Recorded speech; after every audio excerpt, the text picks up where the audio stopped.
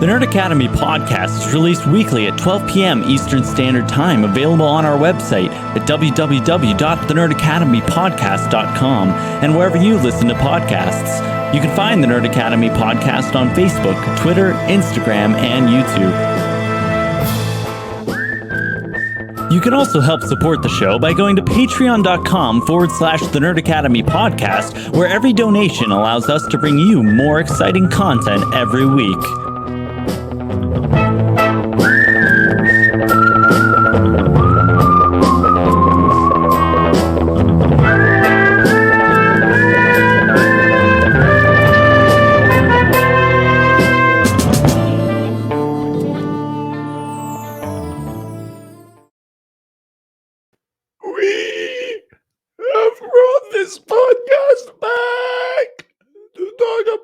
Movies. Hey guys, welcome back to Nerd Academy Movie Club. I am your host, Jared Bachman Stubbs. This is a show where your favorite nerds talk about movies. Movies we like, movies we don't like, and this is a movie that we love. We are talking Us. We are talking Jordan Peele. Jordan Peele month is over. There will be a review for Nope when it comes out, a la how we did Space Jam Legacy. Like we just kind of did like a rando movie review just to talk about it. And I say we because I am not alone. I am joined by the one, the only, the sex symbol, Devin Armel.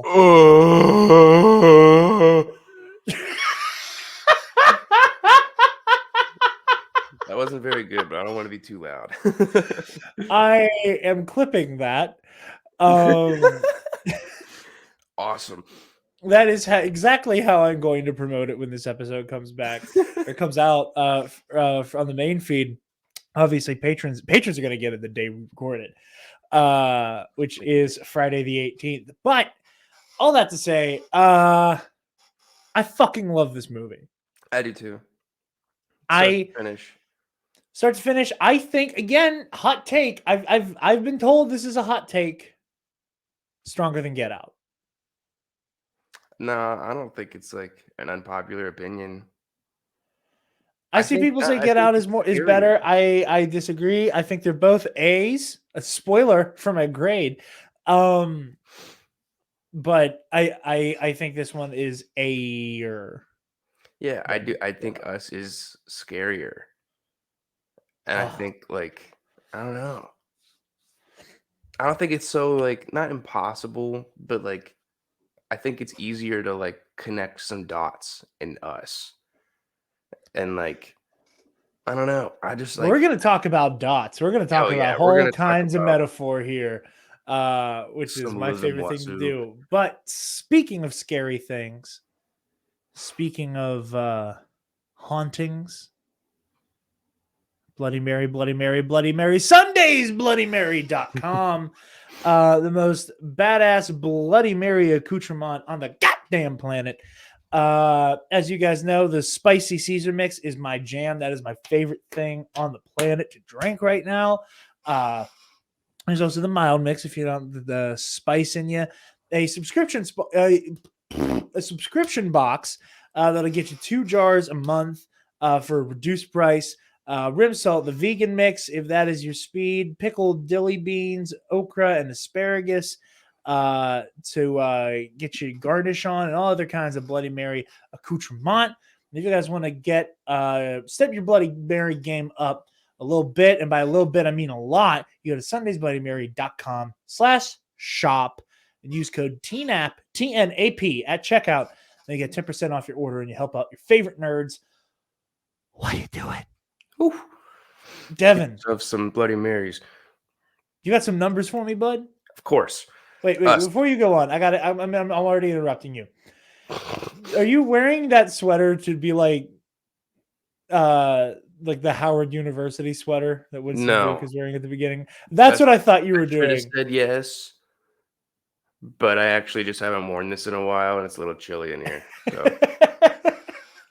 Might be able to see my diamonds. Anyways, Us came out in 2019.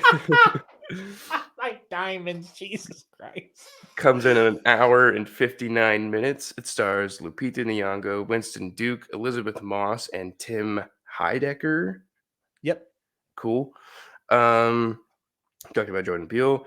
It has a 6.9 out of 10 on IMDb, but even better, it has a 93% on Rotten Tomatoes. And then the budget of this little film is 20 million, and its box office results are about 255 million. So this is Sounds two. like it did well. This is Did two okay. two. It did okay at the box office. It actually, one second. It actually has like within like 5 million of the same box office of Get Out. But Get Out had a budget a quarter of the size. Yeah. A little interesting there. I'm actually like very surprised. I thought the box office was going to be like north of 300. But when did this come out? I know it was like March of 19. March of 19. That's a little odd. I don't really think that that's like I don't know. I thought like by after Get Out, everyone would have been like, "Oh my god, like Jordan Peele, like he made another movie. Let's get to the theater." Yeah, I think a part of that also has to do with the constraints that any R-rated horror movie has to deal with. Plus, it's competing with other like springtime box office fare, so it's not necessarily has a easy path set out ahead of it. But that's still that's still doing numbers for a horror flick. He is a studio's friend right now. Yeah, absolutely. And Nope is going to do gangbusters, I'm sure. I think that this movie is there's so much going on with the metaphor. Again, going back to my big point last episode. A thing that I love about Jordan Peele and his allegorical style of horror thriller filmmaking is that the literal plot and the deeper metaphor can exist independent of each other and be equally interesting. Like if I turn off my brain and choose to not see any social commentary in this movie at all, I am just as engaged by what the hell is going on with the tethered, the plot that like the government conspiracy that created the tethered. Why did the government forsake the tethered? How long did it take to plan the uprising? The uprising itself, is this just confined to American soil? Like, was it just the 50 states that were that were usurped by the tethered? How many survivors are there? How is the rest of the planet going to react to the fact that America has, for all intents and purposes, fallen? I have so many questions, and just like Get Out, I am left with this like, just show me more. I just like give me 5 more minutes to live in this world. Like one of the most ominous shots in any movie ever for me is the end of this movie. Is that final shot of like just the helicopters over top of the tethered. Like again, who's in those choppers? What is the point of them? Are those attack helicopters? Is that a news crew? Are they documenting this? Are they getting ready to fight this? Are those tethered in the fucking choppers? Like, what's going on? That's my big thing where it's like, I want so badly to learn more.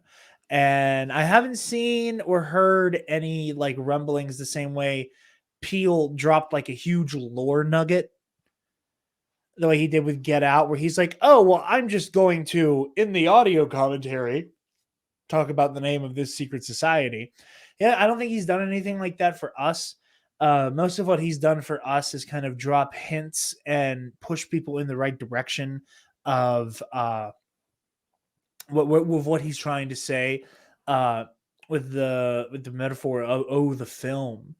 And I think that at its core, the big idea is a literalizing of the statement, there are two Americas. And like any social commentary, if any effort at social commentary, there is something to be said for a story and a narrative that is tackling a subject like this, that it's somehow become more poignant down the road. Us is within a month 3 years old. And after the last 2 years that we've all lived through, the concept of there being two Americas could not be more poignant. We have, because of the pandemic and the Black Lives Matter protests of 2020. That's not to say that the pandemic is limited to 2020, obviously, but because of all of that happening, we have been forced to look the ugliness and the rot that is embedded in our society directly in the eyes. And the fact that, again, 3 years later, this movie talking about how there's two Americas, the undertones of class of class disorder, um, again, our protagonists are middle class, and I think that says a lot. Our protagonist for Get Out, Chris, he lives a comfortable middle class life, it seems. Maybe upper lower class, but like when you look at his apartment, it's pretty big. He has all of his photos all over the place. That rich asshole art dealer who was going to try to hijack his body was familiar with his work. It's true. So like it seems like Chris is living pretty well off. The Armitage family is more well off, but I think Chris is doing all right. And here, Adelaide and Gabe's family, they're also upper mid. They also seem to be, middle class, and they're doing all right. If they can afford to have this second house, which again probably left to them by Adelaide's parents, but still, like that's property. That is a second property that they own that they had to travel to. And their their friends who are also living kind of in the lap of luxury as well. So you juxtapose that with, at once, the main conflict of the movie being the the tethered, who look just like us, who are just like us. And then you also grapple with and again, not that I'm going to speak on this much beyond just acknowledging it, and not that it's an observation I'm capable of making on my own, but one that I have heard people of color call to, the weird dynamic that is being a person of color in the upper to middle class. That there is there's a weird dissonance that happens where you have money, but you also still are affected by institutionalized racism and the after effects of white privilege that you still just don't have access to because the internal issues of our society. There's so much to delve into with this movie, and it is again another masterclass on Peele's part, that he is able to so effortlessly give this phenomenon, all of the things that are happening here, face through these metaphors. And again, there's like multiple layers to them. You can go in multiple different directions and them all still be consistent with each other. One of my favorites being, again, the title itself, Us, can also be US. And the way that, we as Americans, and this is true of any, nationalist patriotism, are taught and believe that we are unequivocally the heroes of any story. And I love the fact that watching the movie, like you go in cold, nothing going in. It's like, wow, it's really awful what happened to the tethered. But this uprising they're trying to conduct is terrible, and so many people are dying, and it's awful. It shouldn't have happened to them, but it's worse what they're doing. And then you see that it only happened because Adelaide is actually the tethered. Yeah. So like you immediately have to put a more human face on what the tethered are doing. We as Americans want to believe that the side that we think we are on are the good guys. But then at the very end, we have the rug pulled out from under us, and you have to look it in the eyes and go, oh my God, we are the ones fomenting disorder and disruption, which has historically happened. So like there's that element. I think that's one of my favorite, more subtle, not necessarily more subtle, but one of the things I don't see talked about as often is the way that, I think there's also some symbolism here for the military industrial complex and the way that we see ourselves as the hero and the enemy as the other, until we realize how much we are exactly like the other, and Mm. how our own creations come back to haunt us. Devin, I'm going to give you the floor while I pull up the Jeremiah 11:11 so we can delve into that. Awesome. Um, I think it's cool that not only is it kind of like like the tethered versus like the US and like two Americas. I think it's interesting that like whenever the other's face looks like yours. And it's true, like there's even like two sides to like every person. Like there's a side of you that like you either don't show anybody else, or there's things that you've done, or things that you've thought, especially, or just like some ideologies you might not be eager to share, or like there's like two parts of every person, and like a part of that second part like is ignored Mm-hmm. by like your everyday self, whether it's like your insecurities, anxieties, and things like that. Like there is always like an other version of like yourself. Yeah. And like I think that's like with everyday life, like every person doing this, it comes from like a bit of like disassociation from that other self. And I think that's also what comes in with like the hero, either seeing yourself as a hero or not, how you were just saying on screen, like with like the regular people in this movie, like you want to root for them, but then there's also like the tethered who have just been like abused and tormented and like created to be soulless essentially. And it's Yeah. just like it's hard to not hard to root for one or the other, but like you sympathize for both. Yeah. But like to be in that world and like killing your own like doppelganger and like having to look that person or like that thing in the face and like maybe even smiles back at you. Like, Well, there you go, though, and I think that's a really interesting phenomenon that you got to broach on, though, like what you just said, with like to look that thing in the face, and you're right, because again, the whole movie until the reveal at the end that Adelaide is the tether. mhm, We see the way that Abraham, is just this hulking monstrosity. Umbre is, an absolute predator. Pluto is, this terrifying like the pyromaniac, and pyrotechnic, yeah. and and and Red is this evil mastermind. So we think. But Adelaide was able, and this is a conversation I want to get into later as to whether or not Adelaide even remembers what she did until the end, as to whether or not that's like a repressed memory or not. Mhm, Like, look how well Adelaide eventually assimilates into society. You know, there's no reason to think that Pluto, Umbre, Abraham, or Kitty and Jason, or not Jason, Kitty and Heidecker's character can't also, in theory, be brought into the above ground society. oh, definitely. And that is another like super fucking fascinating element here.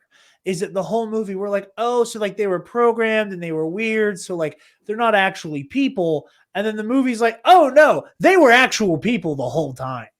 Mhm, They're absolutely normal people. The only thing that's different about them is their environment and the circumstances that brought them into the world, which is oh so often the deciding factor.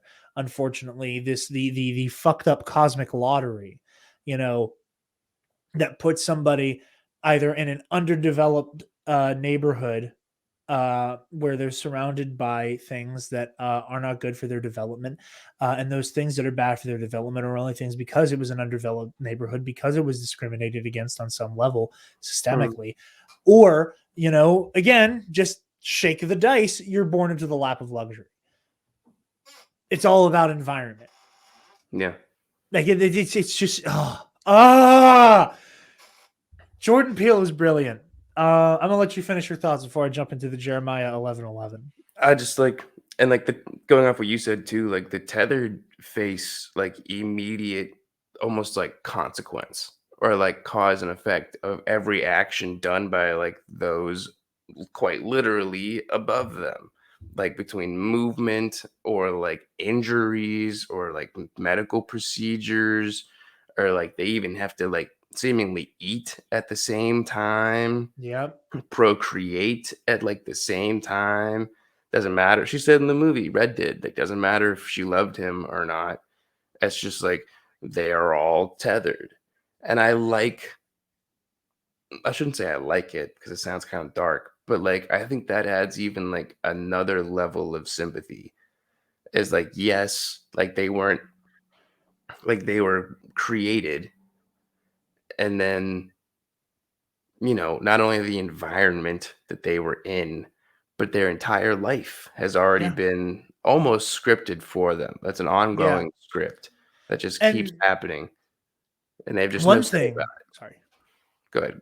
No, the one thing going off of what you were just saying, whenever Red is doing like the expository, once upon a time in the living room, I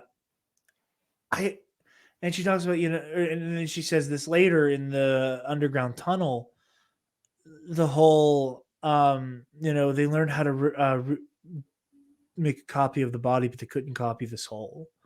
And I think it's that failure, again, very, very literally in the text, that the inability to copy the soul is what results in the biggest failing of the project, and why I think the government abandoned it. Because they realized, oh, well, now that we have all these copies, everybody above ground is actually controlling the people underground, was the vibe I got. And I've always had from this movie. Is it like the tethered are the ones accidentally being controlled by the surface society? And That would make sense because I forgot about that line. And otherwise, other than that being unintentional, like it wouldn't make much sense. Because like the yeah, tethered because they were said they wanted to created. create the tether to control the above ground. But Yeah. by the time that happens, it seems as though, like when we see them in the 80s, it feels more like the above ground is controlling them, Mm-hmm. which Were they again isn't. abandoned since the 80s? We don't know when the project started and when it Like stopped. that's so bizarre. Just because like I don't understand how like the tether could have even sustained for more than a year without like an absolute truckload of like rabbits just being delivered like daily. Again, who knows? These are things that Peele deliberately leaves out because, quite frankly, as much as I am fascinated by them and as much as I want answers, it's kind of irrelevant to the greater point. Yes, but like isn't it fun to It just is see fun. like It is fun. And I think that I don't, and again, like it's one of those things about about these two Jordan Peele stories where it's like, I don't want to poke holes in the narrative. I don't want to do anything like that. I want to know more about it. Mhm. I want this to be expanded upon and expounded upon. I want more.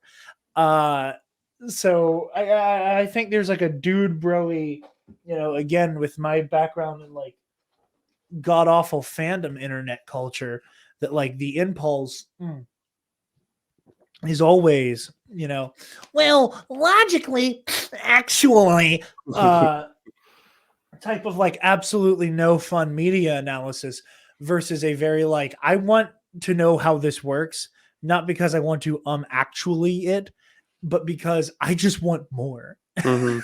I want more of this story. I want more of this tale. I want more of this universe and internal mythology that's at play. Jeremiah 11:11. So before we even talk about the Bible verse, the symbology, the symbolism in symmetry is something I love throughout the movie. The number 1111 shows up all over the movie. Obviously, there is the homeless guy and him holding the sign that says Jeremiah 11:11, and he and his tethered having 11:11 carved into the forehead. The ambulance that takes away the homeless man after he's been murdered by his tethered reads 11:11. I miss ambulance. Yeah, that's the number of the ambulance. The football game. I think he's watching a football game that Gabe is watching when they come back from the beach. The score is 11:11. Which in a football game, I have no idea how the fuck that happened. That's pretty impressive. Yes, that's a bizarre score to have. I don't know much about football, but I know that is hard to do. Yeah. The math there is pretty wild. I mean, they had like a 2-point conversion and then both kick a field goal. Like that's how you do it, but it's still funny. And then the clock, whenever Adelaide talks to Jason right before the tethered show up, reads 11:11.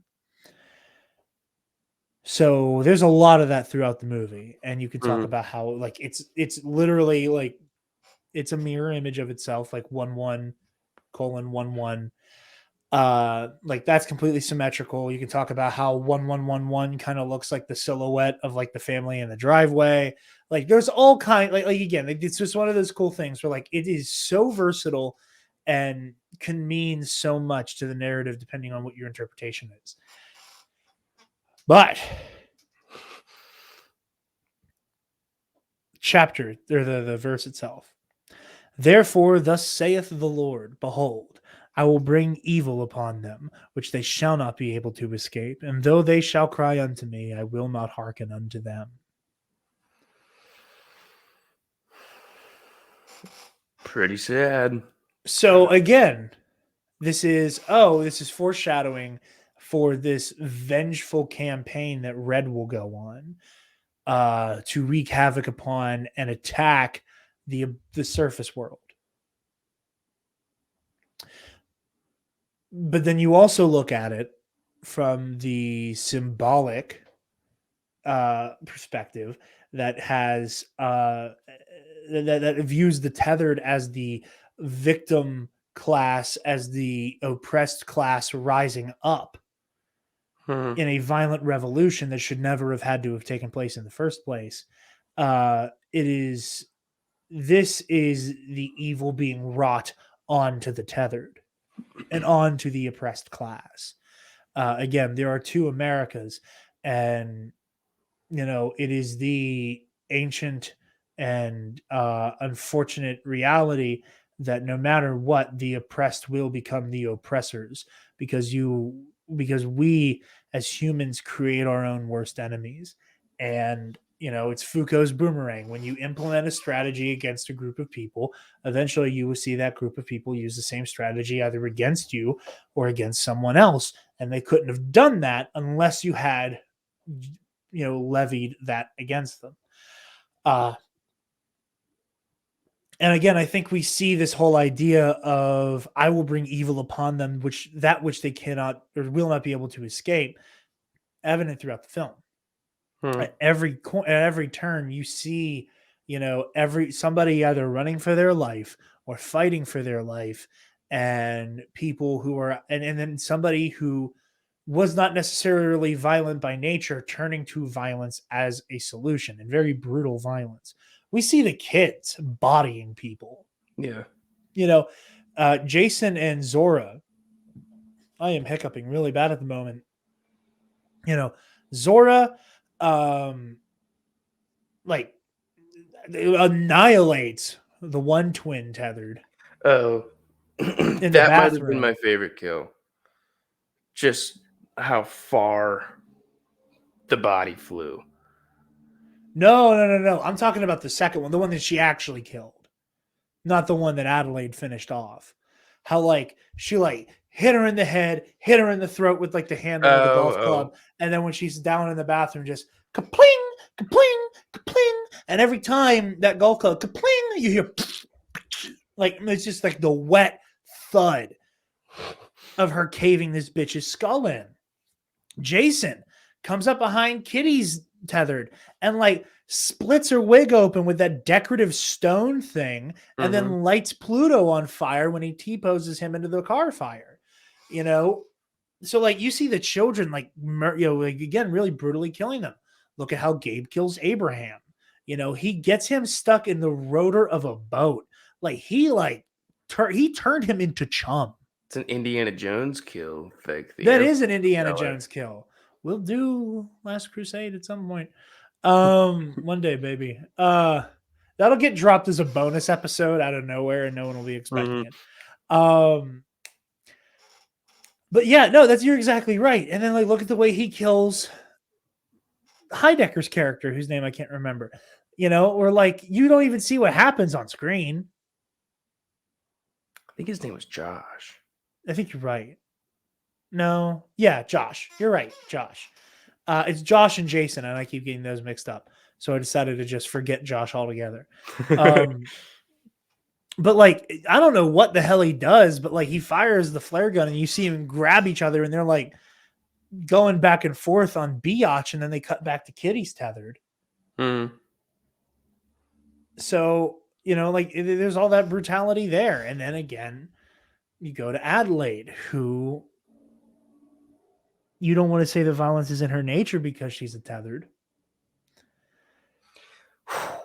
But That's a tough. she certainly used violence to get here, and she is using violence just like everybody else to defend themselves and to protect her family. But actual Adelaide, is clearly just as capable of brutal violence. Red, I should say. Red, knowing that she's the real Adelaide. Red is just as capable of some really grotesque violence. It's like You know, it's like hard. it's something that's a part of all of us. It doesn't matter where you come from. You could be the upper crust or you can be the lower class. It doesn't matter. We all have a propensity for violence and evil. I completely agree with you, and I think that like especially in like the Red / like Adelaide situation, like like words. The Adelaide that we know in the movie, like the originally tethered Adelaide, even being like a child living like that, Yeah. that level of like repression. Like I don't even care if she's like supposed to be 8 years old or like 7, even younger than that, like 6 years old. Like having to live like that with like zero control, and then all of a sudden, and like also being helpless, zero control and helpless. You see everyone around you, even like your Yeah. family, also completely helpless and all of it. You see like an opportunity to like escape that. Like I don't think like the violence of like her putting her like hands like around like essentially Red's neck and like kidnapping her and changing that lifestyle. Like I'm sure like in a kid's brain, it's like I'm doing this. It's like this is what I just gotta do. And it's like he ha ha ha. It worked. Like I did it. But then like there's like the aftermath of that of like, okay, now I'm in a totally different world. I don't know how to communicate with these people. They're looking at me like I'm a freak, even though I look just like their daughter, even though I look just like I'm essentially the same as the original who I've now replaced. And then like you like nail on the head earlier, she assimilated like super well. Like, you know, she got married to Gabe. she was a dancer. She like obviously can speak and write and talk and like interact with people just fine nowadays. That memory might be repressed just very deep down. Like she succeeded in what she originally wanted to do and just like switch. And then you see her like almost relapse and like her mental stability like deteriorates Yeah. as like in some of those fight scenes she's making those like inaudible, not it's audible, you can hear it, but like it's not language. The unintelligible, like grunting and Yeah, it starts to hissing come and clicking. through, and like a more like urgent need, like a violence that comes from like an urgent need to like to protect and defend, and also like to make sure like I I escaped and I built my life, and like I have become more than the tethered, like from Adelaide's perspective, and then like I think a lot of that violence comes from like no, like you're not gonna take the life that I managed to figure out, even though she was directly responsible for it later on, because Red's the one that Yep. teamed up the whole thing. I think it was like one of my favorite parts of the movie was just like Adelaide's like mental, like just like decline. Just like Yeah, and slowly losing her grip. I think talk about the ending a little bit. I don't think that Adelaide remembers her life as a tethered. I don't. I think that the moment we see her driving and that like that look of like terror in her face driving the ambulance, I think is when she remembers what she did. And that's the moment I think she and we as the audience have to grapple with, okay, she did a horrible thing to come back or to come join, the rest of like quote unquote civilized society, even though how civilized can society be if that society created the underworld society of the tethered? Um, another paradoxical question to ask. Mhm. And you see her come to terms with what she did, but looks over at Jason and smiles. Because even though that's where she came from, this is what she has. And she protected her family and she protected herself. And again, like, I think it's really funny the way that the moment you become aware of the twist, you only like you start watching the movie like Adelaide's the villain. Like when you know that, like the first time I watched the movie after knowing what happened. So the second time I watched Mhm. that was saying the word second with extra steps. Mhm. Um the second time I watched the movie, I'm watching it, I'm like, Adelaide's the bad guy. Adelaide's hiding something. And then like the more you watch it, the more you realize it's not that she's hiding this. I don't think she remembers. And I think that there is a level of, okay, well, yeah, I did that, but like now I have a duty to protect my family. And Adelaide's selfishness, and again, and that's the thing, like, can you call it selfishness that causes the destruction of the country? Or is it a human instinct to want to escape that? You Oh, it's know, the human instinct part of it for sure. and that it's so complex. You can't say that there's a good guy and a bad guy in this movie. The only villain, the only true like evil force is off screen and mentioned by name only. And that is whoever created the tethered. Yeah. Yeah. That's the only actual evil person who created the tethered. So you could put the blame on them, but also if Adelaide hadn't, again using the terms of how as we know them throughout the rest of the movie, had Adelaide not done a little switcheroo with Red, this uprising wouldn't have happened either, or maybe it would have eventually, and it was only a matter of time. You know, there's I so think that's much. true. Like, granted, like tethered bodies are somewhat, like always in constant influx or controlled by like the above folk. Until they aren't, which is another interesting thing. Which is another interesting thing. Like, it's not constantly, the movements never like exactly matched up, but like just like that, like there is some kind of connection. But like Adelaide found her way out of like the underground facility. Like, you cannot tell me that the above ground 6-year-old Adelaide, um, walking the certain way that she did from like this like whack-a-mole stand, which her dad was horrible at, Oh, that was and so then funny. He was just going, whiffing. yeah, he was hammered, but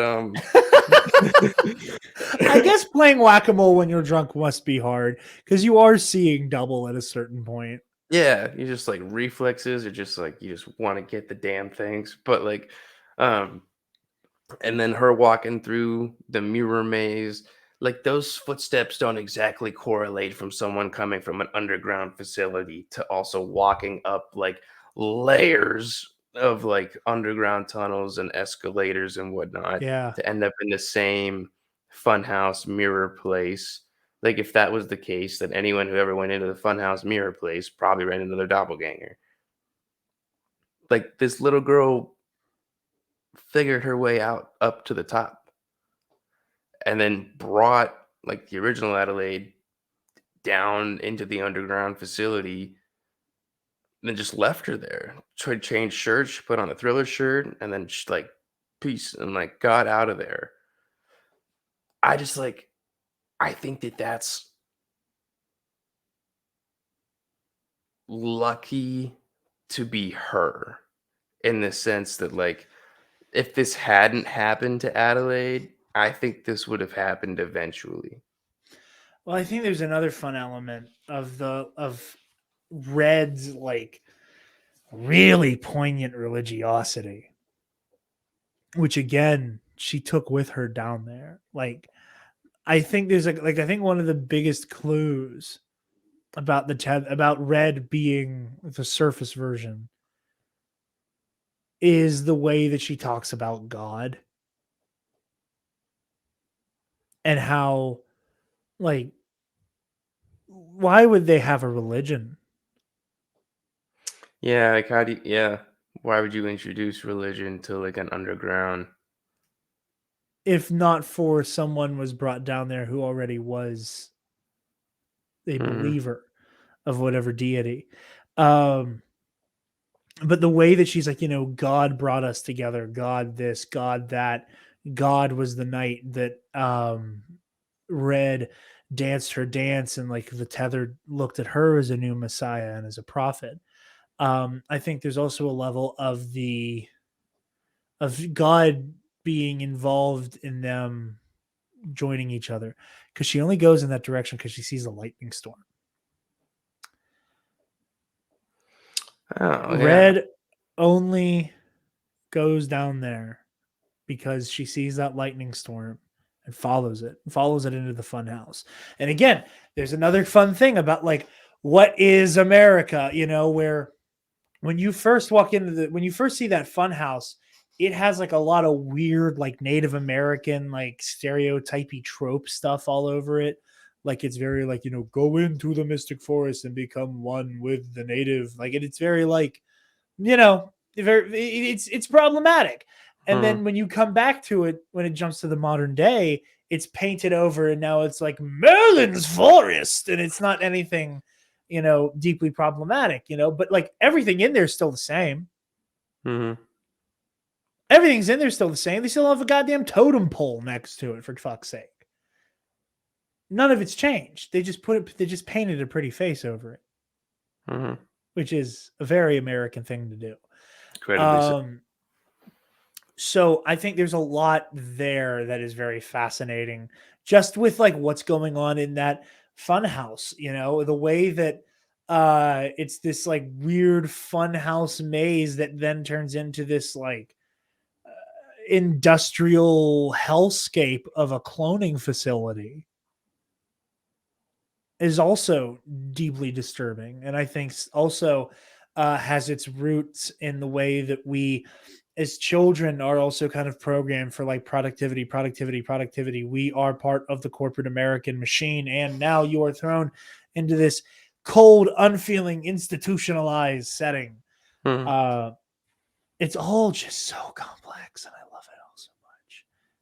And even Hands Across America, when it happened for Red, when she was watching these ads about it, it was incredibly performative. The hands were not, in fact, across America. There were stop points because you feasibly, because of the topography of the United States, you could not pull that off.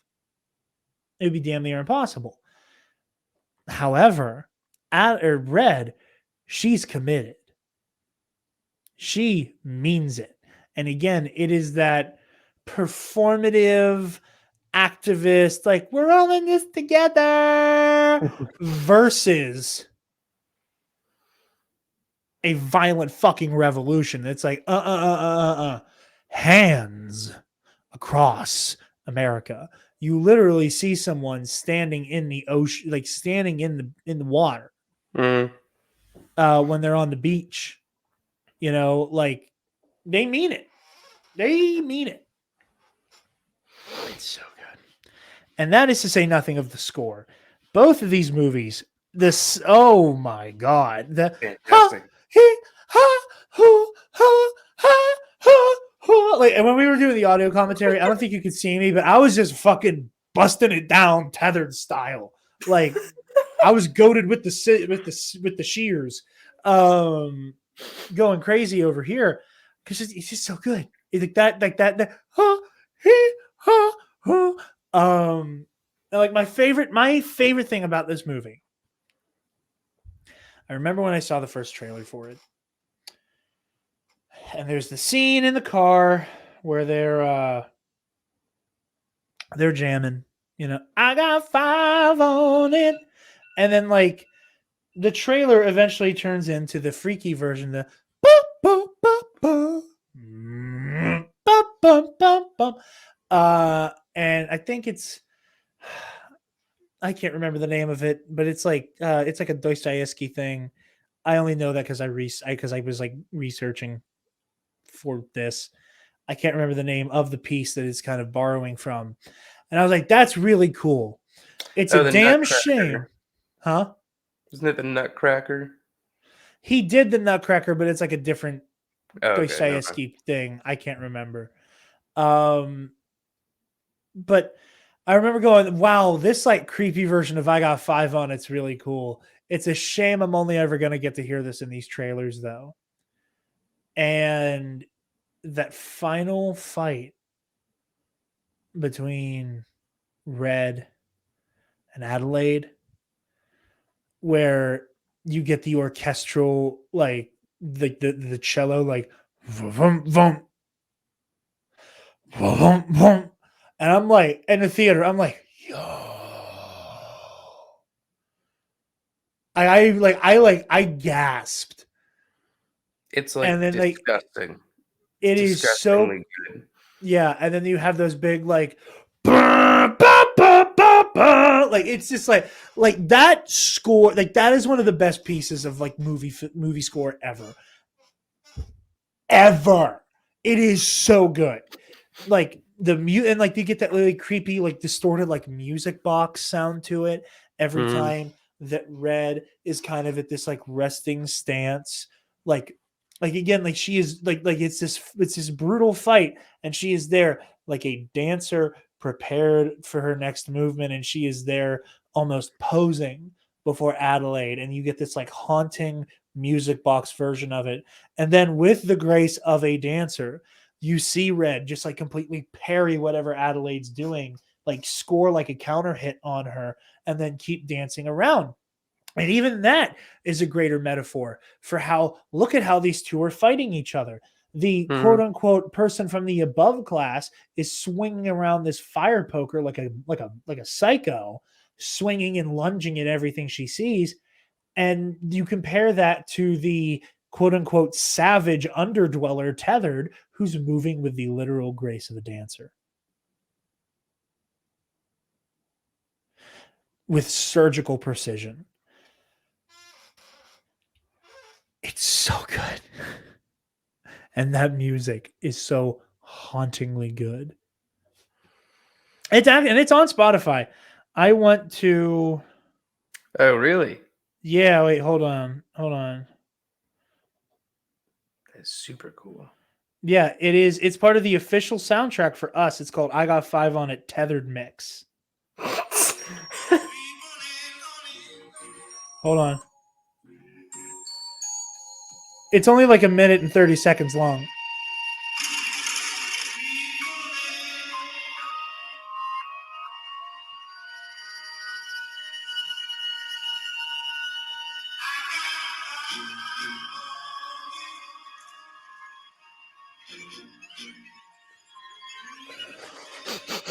My hair's standing up, bro. My hair is standing up.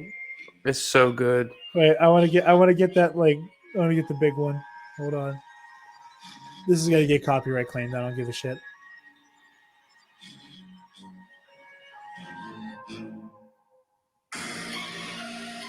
Oh! It is so good. It is so good. Death to all of them. If there's ever a movie that clip was made for. I love this movie. Devin, final thoughts and a letter grade if you're ready for that. I had seen that one of Jordan Peele's personal biggest fears were doppelgangers. And it's made me think about that a lot more since we watched Us for the audio commentary, which you guys should totally check out. And I don't know. I think you're right with like the symmetry aspects of like all of it almost being like the most compelling. Like even down to like the scissors that they use to kill people. Like he had said that like scissors, like they're two equal shapes essentially that are like combined into one, but like also like they're separate. Like there's something that puts them together, like a bolt or a nail or something like that. And they are intrinsically designed to separate. Yeah, and it's just like it's fucking brilliant. Like on one hand, like Red's just like it took years to plan, and I'm just like, yeah, like what was going on? Like, were you stealing like smartphones and credit cards from the people above and just like shipping 24,000 red jumpsuits and like 16,000 pairs of scissors to like your underground facility address and shit like that? Like, I think that's I don't know how I started talking about that, to be honest with you, but it's just like it goes back to like the I want more part of it. Like there's so much planning. Like how did like I love that they use scissors, but also how the fuck did they get all the scissors? And like they all have one brown fingerless leather glove on their right Well, hand. because so much of it is based around like the pop culture Red was aware of. They're probably wearing red to look like the fucking Thriller album and like the Thriller music video. They're wearing one glove. Who famously only wears one glove and don't say Luke Skywalker? Okay, the one glove I do think goes back to Michael Jackson. I do think the jumpsuits are a part of like the red, like Hands Across America thing. Oh yeah, that's more Like that for sure. The stick figures. I just agree. like I love just how much like attention to detail there is. Obviously, like I don't think you can talk about it enough. How like every shot, every line, every like even like it hangs or like it trails to the left about the boat. Like it's just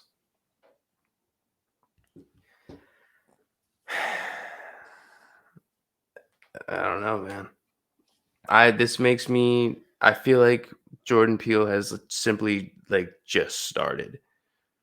I feel like he knows He what said like he has like 4 of these like social commentary horror thrillers in him still, and that was after Get Out.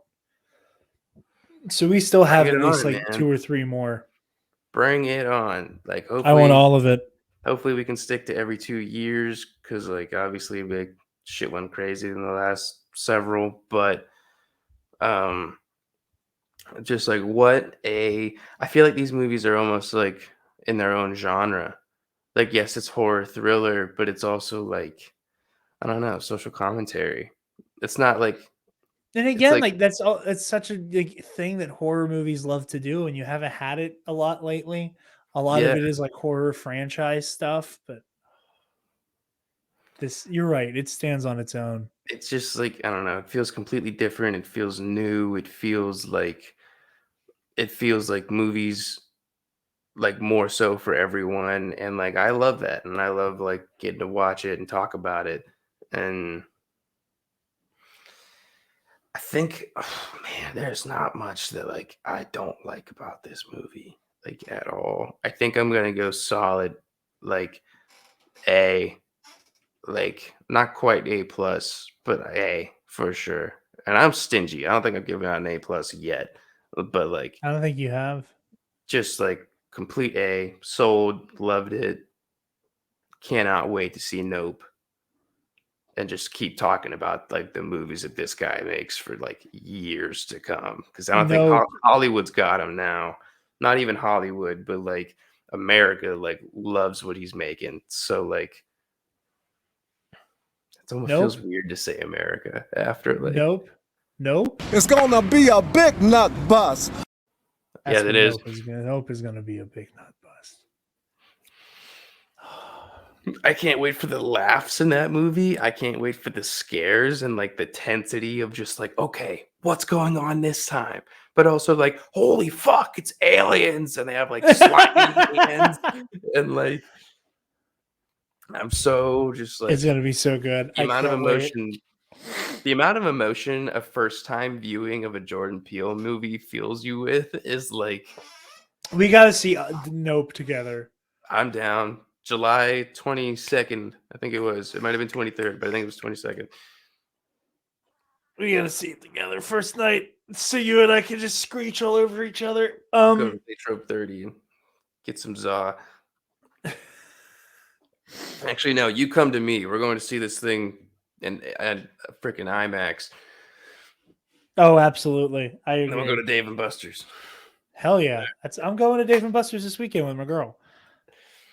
Sir, your concluding thoughts and letter grade. A plus. This is incredible, and I can't surmise how I feel about this movie. It's very much like I can't give my thoughts on this movie in an overall sense Mhm. without going all the way back into the hour we've spent talking about it. So yeah, A plus. I'm going to speed around the end here because I have to go to the bathroom very badly. So Devin J. Armel, Sir. Dark Jedi 2552, Nerd Academy Podcast, Twitter, Instagram, Facebook, YouTube, patreon.com/Nerd Academy Podcast. Give me $1. Thank you to the Waffle Wizard Delta 9, Zach Canals. Where is the video of them? I can't find my cursor. Nick Johnson. And your friendly neighborhood otolaryngologist. Thank you also very much. Next month, Nolan Trilogy. We're doing Batman Begins and Dark Knight Rises to celebrate the Batman. And there will be a review of the Batman on the main show. So with all that, thank you also very much. I have to go to the bathroom very badly. And cut. Stop! Move away from the cookie jar.